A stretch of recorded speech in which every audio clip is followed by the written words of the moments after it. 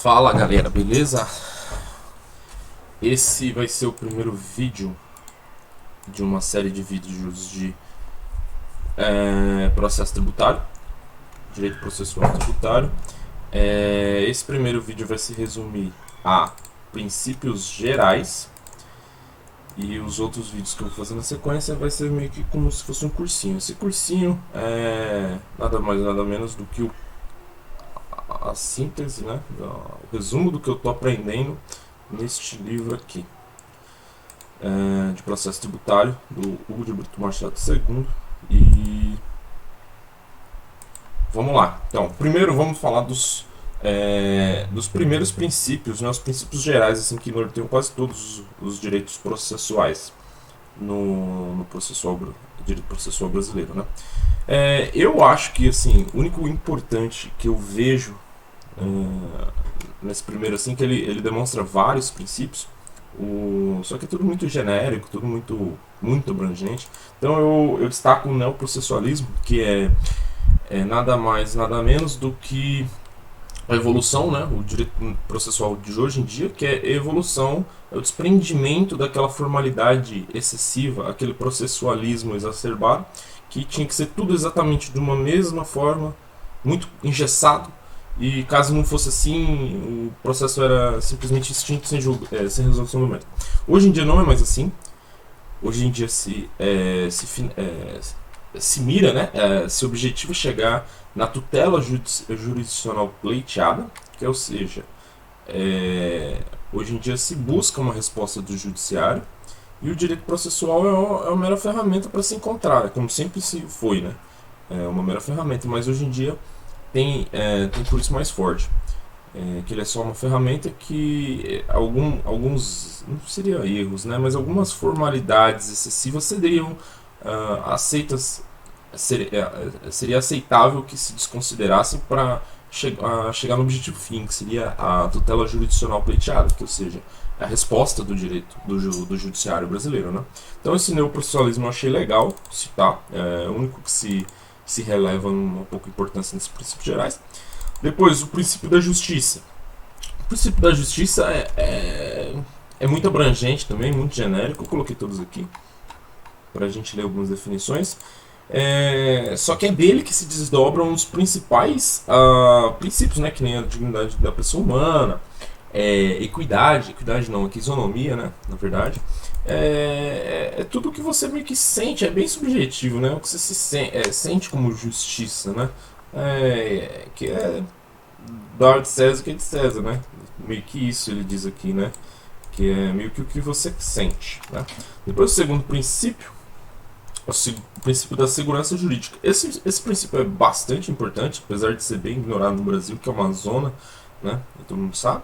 É que assim, espera-se que determinadas decisões que versem sobre os mesmos assuntos sejam decisões no mesmo sentido, em respeito à lógica, né, respeito ao princípio da segurança jurídica. A pessoa, isso é muito importante para investidor, principalmente estrangeiro, que quando vai colocar dinheiro num país, ninguém investe grandes montantes de dinheiro em países da África. Por quê?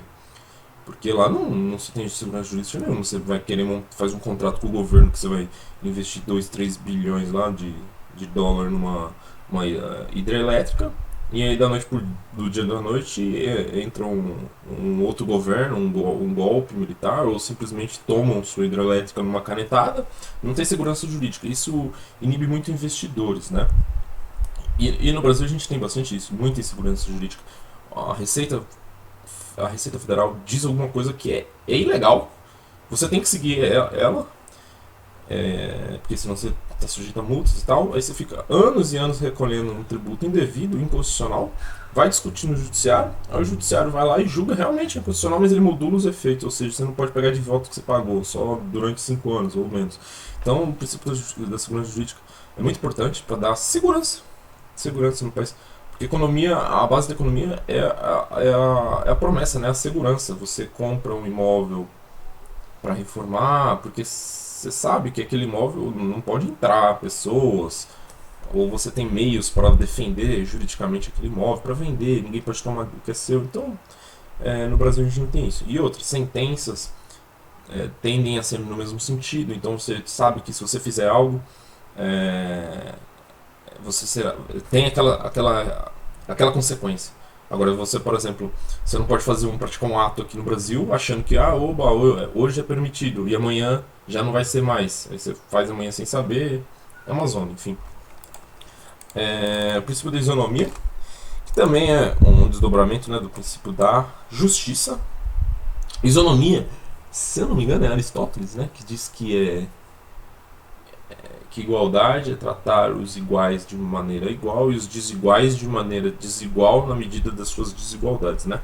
Isso é previsto, expressamente previsto, né, no artigo 5º. Todos são iguais perante a lei, sem distinção no pacto da natureza. Só que isso aqui é uma igualdade material, né? Seria tratar todo mundo igual. Não é o que a isonomia busca. A isonomia busca uma igualdade mais real. Você não tem como colocar pessoas em situações desiguais para concorrer igualmente. O que é um princípio do direito tributário, né? Que trata os desiguais na medida das suas desigualdades. Por exemplo, pessoas mais ricas pagam mais tributos porque elas têm capacidade de pagar mais. Pessoas mais pobres pagam menos tributos porque elas têm menor capacidade de contribuição, né? E depois a gente vai para o princípio da legalidade, né? O princípio da legalidade é bem óbvio aqui. O princípio da legalidade das pessoas normais, das pessoas civis, né, que não estão ligadas ao Estado, é poder fazer qualquer coisa que não seja, que a lei não proíba, né? O princípio da legalidade administrativa, que é quem está no governo, justamente o contrário. É o trilho do trem. A pessoa só pode fazer exatamente aquilo que está previsto por lei. Então ela realmente anda sobre trilhinhos constituídos sobre a lei, né? Trilhinhos de trem. Que não tem margem para atuação. É óbvio que tem poder discricionário, né, tal, mas tudo isso é previsto em lei.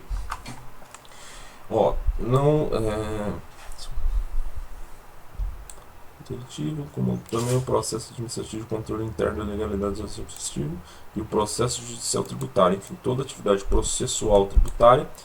Isso aqui toda atividade processual tributária, não meros atos, né, mas ele se desenvolve-se previamente por lei, previstos por lei, previamente previstos por lei. Então todos os processos tributários, eles devem estar previstos em algum lugar. Você tem que saber onde está escrito e eles só podem fazer porque está escrito numa lei. Depois a gente vai para o princípio da razoabilidade. Isso aqui também é muito subjetivo. Eu não sei nem como explicar isso, para ser sincero, mas isso todo mundo sabe. Mas ninguém sabe explicar, eu acho. Porque o que é você ser razoável, né? Ser razoável é você não matar uma formiga com uma bazuca. O que significa isso? Você tem que empreender medidas necessárias e não desarrazoadas para eliminar tal mal ou para conduzir tal atitude. Então, é você ser razoável, né? Ser razoável é você agir de maneira adequada. Tem até aqui, e ele também é um desdobramento da proporcionalidade, que é o próximo que a gente vai ver. Adequados e necessários. Essas são as palavras-chave. Adequados e necessários. Então, no direito tributário, né, como a gente sempre finaliza, né, mira, né, encontrar a verdade real, né, a verdade material. Então, a gente tem que usar os meios adequados e necessários para aferimento dessa verdade material e não ser desarrazoável. Proporcional é a mesma coisa, muito subjetivo, muito difícil de explicar, mas você tem que ser proporcional. Você tem que usar forças proporcionalmente necessárias para a adequação daquele direito, né? Foi mais ou menos a mesma coisa do de cima. Tipo, por exemplo, é razoável, é proporcional a gente acabar com a fome no Brasil? Sim. Mas é razoável e proporcional acabar com a fome no Brasil expropriando um território de todo mundo e redistribuindo renda? Ainda que possa parecer um pouco razoável e proporcional, a gente sabe que desaguaria num desastre econômico. Então não seria razoável por esse meio. Entende? É meio que usar assim o tino interno do operador do direito para a gente decidir sobre isso. Aqui eu não achei palavras-chave, né? Mas meio como dá para usar a razoabilidade como parâmetro desse princípio. A gente pode usar o adequados e necessários também, né? Para ser proporcional, e ainda proporcional assim, onde demanda mais, aplicar mais, onde demanda menos, aplicar menos. Isso para mim é um princípio, isso é para mim a definição de proporcional. Ó, visibilizar o controle de relação entre o meio e fim. Meio e fim seria o quê? Meio é o processo, fim é o direito material tributário, atingir aquele fim. Impõe ao poder público a concessão de determinada. Opa, a palavra ficou apagada. Finalidade sem. Caramba, deixa eu procurar. Apontar os meios para tanto necessário. Ah, tá, isso é importante. Por exemplo, a gente sabe que tem que erradicar a fome, a pobreza, a desigualdade social, mas eles não falam como, né? E que meios que a gente tem que usar. Então, quando eles não falam esses meios que a gente tem que fazer para atingir esse fim, a gente tem que ser razoável e proporcional. Publicidade. Esse da publicidade é muito importante. Esse já não é nada subjetivo, é bem objetivo, é bem fácil de entender. E publicidade, assim, é tudo os atos administrativos ou atos processuais, tanto administrativo quanto judiciário, tem que ser público, ou seja, todo mundo tem que ter ciência, todo mundo tem que ter acesso, tudo tem que ser publicado, tudo tem que ser às claras, não pode ocorrer nada meio que inquisitivo pelo debaixo dos panos, tem que tudo ser público, né? A regra, né, é ser público. Tem exceções que comportam o sigilo, mas não é regra, a regra é que seja público, né?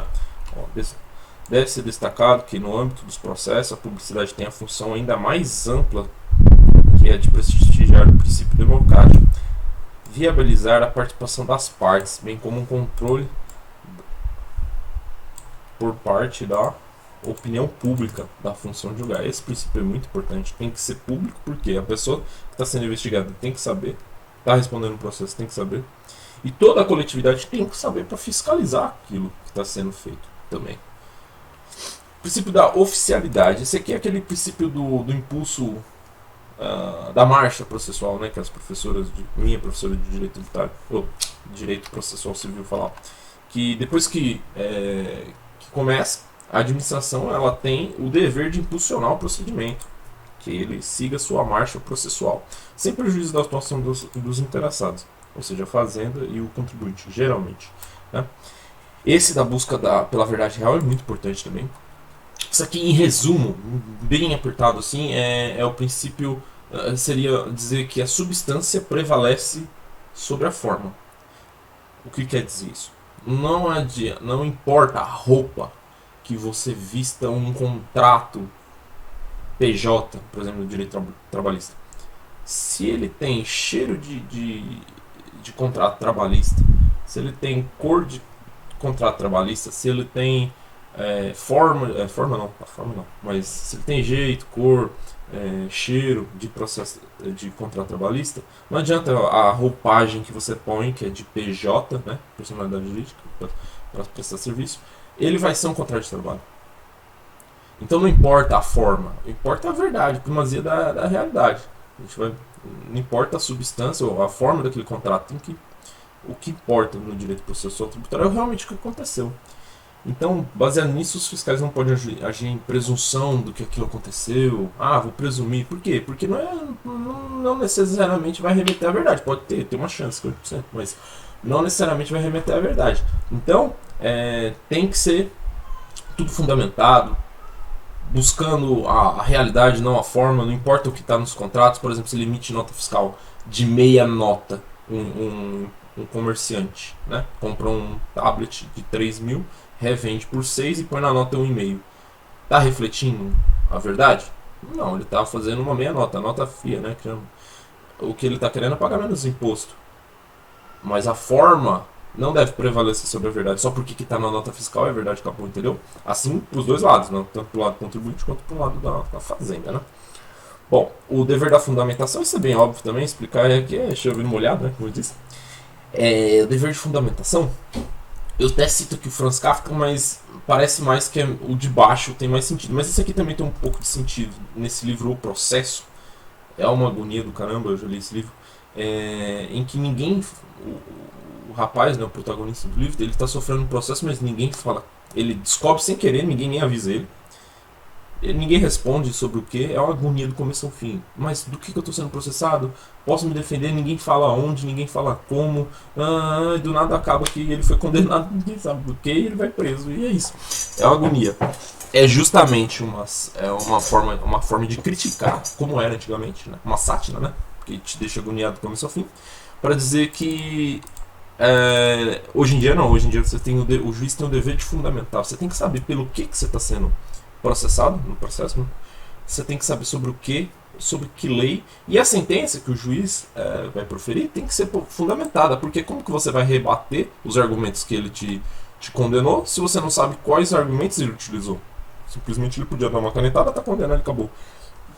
Não hoje em dia ele tem o dever de fundamentar, para você poder justamente contra-atacar, falar, não, eu não acredito que eu tenha feito isso que você falou, ou o que você falou não foi o que aconteceu, ou o que você falou não está provado. Então, saber qual foi a fundamentação disso.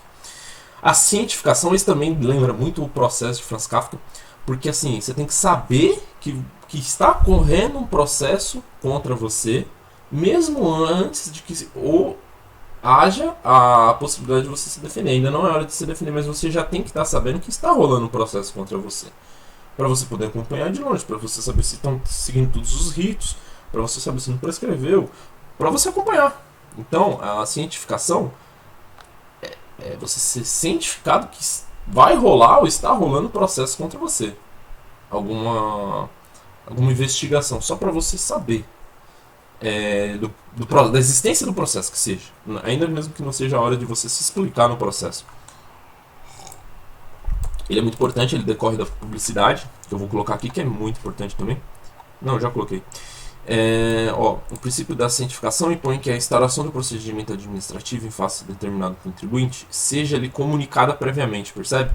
Ele precisa saber que vai ocorrer o que está ocorrendo no processo administrativo contra ele. Com efeito, ainda que o contribuinte não tenha necessariamente oportunidade da participação no âmbito do mero procedimento, que é inquisitório, que eu vou explicar esse princípio do inquisitório mais embaixo, em razão de sua natureza não contenciosa, não se pode negar ao contribuinte a oportunidade de conhecer o procedimento, de acompanhar o desenrolar de suas fases, a fim de que possa efetuar posterior e eventual controle. Deve ter mais parada aqui. Da legalidade das mesmas. Quer junto à própria administração, quer junto ao judiciário. Então é um processo um princípio muito interessante, muito importante, né?